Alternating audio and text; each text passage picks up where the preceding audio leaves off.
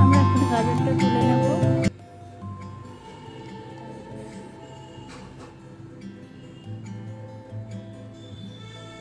তোমরা দেখতেই পাচ্ছ গাজরটা তুলে নিয়েছি।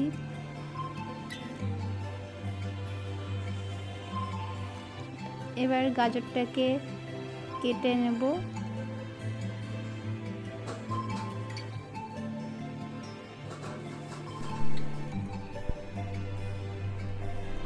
এবার গাজরটার খোসা ছাড়িয়ে নেব।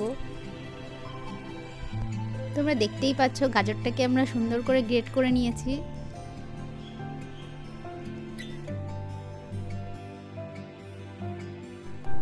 দুধটাকে ভালো করে ফুটিয়ে নেব।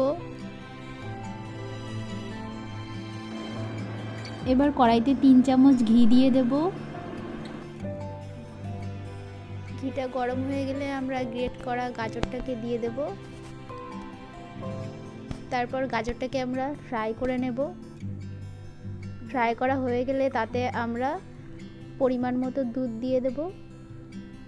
এবার আমরা থেতো করে রাখা 2টো গোটা এলাচ দিয়ে দেব। এরপরে আমরা এর ভেতরে পরিমাণ মতো কাজু কিশমিশ দিয়ে দেব। তারপর আমরা পরিমাণ মতো চিনি দিয়ে দেব।